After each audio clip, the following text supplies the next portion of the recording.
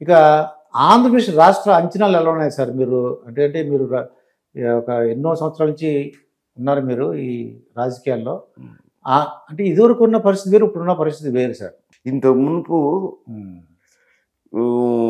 నిబద్ధత రాజకీయాలు ఉండేవి. ఒకవేళ నేను శాసనసభ్యుని ఏదన్నా పొరపాటు జరిగితే ప జనం ఏమన్నా అనుకుంటారో అని జనానికి హ్మ్. భయపడేవాళ్ళం. ఇప్పుడు అవన్నీ సిగ్గు, లజ్జ విడిచిపెట్టినారు. ఓకే. విడిచిపెట్టేసినారు. ఆ! విడిచిపెట్టినారు.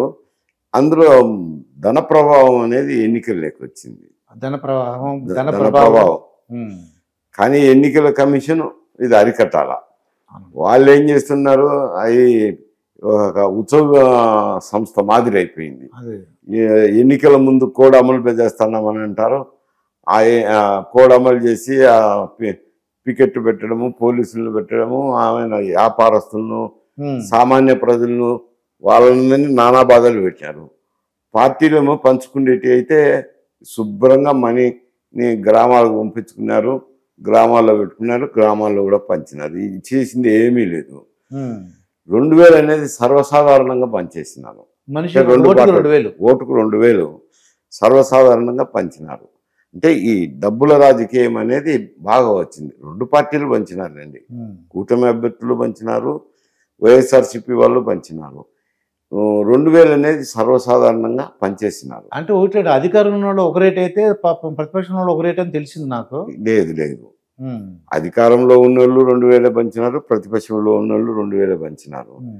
కాకపోతే కొన్ని నియోజకవర్గాల్లో కొంచెం తక్కువ పంచిండొచ్చు. అవునండి. 1500, 2000 అధికార పార్టీ పంచితే 1500 ₹1000 అలాగా. కుప్పంలో ఉంది. 4000 అవతల అభ్యర్థి పంచితే 2000 పంచినారు. హ్మ్. నెల్లూరు వచ్చేసరికి కొన్ని నియోజకవర్గాల్లో 5000 కూడా పంచినారు. ప్రకాశం జిల్లాలోను ఆ పార్లమెంట్ సెగ్మెంట్లోను 3000, 4000 కూడా పంచినారు. హ్మ్. ఇట్లా కొన్ని నియోజకవర్గాలు ఎక్సెప్షనల్ కేసెస్. జనరల్గా అయితే కనుక 2000 అనేది సర్వసాధారణంగా ప్రతి నియోజకవర్గంలోనూ పంచినారు. అది సాధారణం అయిపోయింది. తెలుగుదేశం ఎన్డీఏ కూటమి పంచినారు, వీళ్ళు పంచినారు.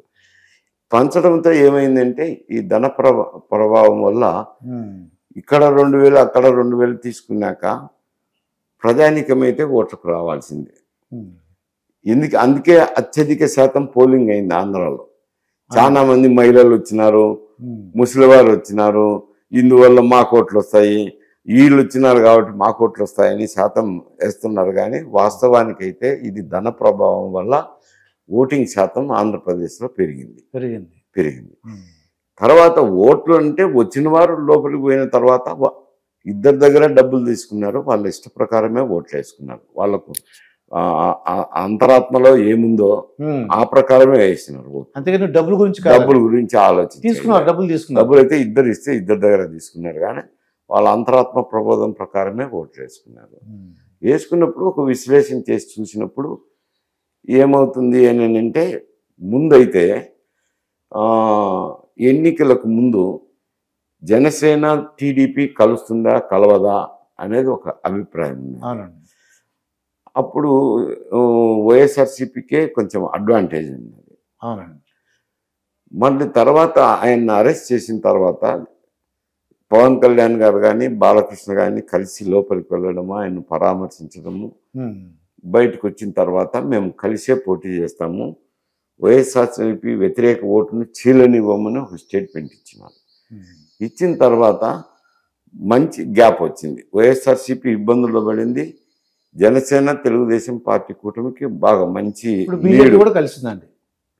లీడ్ వచ్చింది. లీడ్ వచ్చిన తర్వాత మళ్ళీ ఎన్నికలకు ముందర దగ్గరలో పడినప్పుడు బీజేపీ కూడా కలిసింది వాళ్ళతో. బీజేపీ కలిసిన దానివల్ల నష్టమే కానీ లాభం లేదు. ఇసుమంతా కూడా వాళ్ళకు రాలేదు లాభం. ఎందుకు అని అంటే మైనారిటీ వర్గాలు వ్యతిరేకించే, లేకపోతే మైనారిటీ వర్గాలు చీలిపోయి ఉండేటి. చీలిపోయి ఇద్దరికి అభ్యర్థులను బట్టి ఓట్లు వేసిండేవాళ్ళు. ప్రభుత్వ పనితీరు మీద కూడా ఏదో ఆలోచన చేసిండేవాళ్ళు. ఇవన్నీ ఏమి లేకుండా బీజేపీతో పొత్తు పెట్టుకునేసరికి మైనారిటీ ఓటు వైఎస్ఆర్సీపీకి మొగ్గు చూపింది. అందులోనూ కూడా కొంచెం ఏముండదు అని అంటే, ఎక్కడైతే గ్లాస్ గుర్తు కానీ ఫ్యాన్ గుర్తు కానీ ఉంటే అవును. అక్కడ మాత్రం స్థానిక ప్రజలు వాళ్ళ మనో అభిష్టం ప్రకారం వేసుకున్నారు. ఒకవేళ 70% వైఎస్ఆర్సీపీకి వేసిన ఒక 30% గ్లాస్ గుర్తుకు ఫ్యాన్ గుర్తు ఉన్న ఓట్లకి వేసిన. కమలం గుర్తు ఉంది కదా, బీజేపీకి కూడా సీట్లు ఇచ్చారు కదా, అవును. ఆ కమలం గుర్తున్న చోట మాత్రం 10% మైనారిటీస్ వైఎస్ఆర్సీపీకి వేసినారు. ఇవి చూసినప్పుడు ఈ మైనారిటీ ఓట్లు స్వింగ్ అయిన దానివల్ల రాయలసీమ ఎస్పెషలీ కర్నూలు అయితేనేమి, కడప అయితేనేమి, అనంతపురం పార్లమెంట్ సెగ్మెంట్ అయితేనేమి, అటు రాజంపేట పార్లమెంట్ సెగ్మెంట్ అయితేనేమి, కాకపోతే కొంత హిందూపురంలో తక్కువ ప్రభావం, అటు చిత్తూరులో కూడా తక్కువ ప్రభావం, మైనారిటీ ఓట్లు అయితే కొంచెం వైఎస్ఆర్సీపీ పోవటం వల్ల జనసేన కూటమికి రావాల్సిన ఓట్లు ఒక 10-15 సీట్లు అయితే రావాల్సినవి పోగొట్టుకున్నారు రాయలసీమ. బీజేపీతో కలవడం వలన బీజేపీతో కలవడం వల్ల ఇంకొక 10-15 సీట్లు వచ్చేటి పోయినాయి. ఇక్కడ నెల్లూరు నుంచి తీసుకుంటే శ్రీకాకుళం వరకు ఎక్కువ వాళ్ళ మైనారిటీ పాపులేషన్ లేదు. ఏదో మా నెల్లూరులో ఒక సీటు, ప్రకాశం జిల్లాలో ఒక 2 సీట్లు, గుంటూరులో 2, విజయవాడలో ఏమన్నా 2, పోతే వైజాగ్లో 1, అట్లా 7-8 సీట్లలోనే ప్రభావం. మిగతా చోట్ల అలా ప్రభావం లేదు కాబట్టి అక్కడ లాభం జరిగే పరిస్థితి లేదు ఎక్కువగా. కాకపోతే ఏమైందంటే జనసేన తెలుగుదేశం కూటమి అయిన దానివల్ల వెస్ట్ గోదావరి అయితేనేమి, ఈస్ట్ గోదావరి అయితేనేమి, కృష్ణా, గుంటూరు ఈ జిల్లాల్లో కూటమికి స్టాంపింగ్ చేసినట్టు ఓట్లు వేశారు.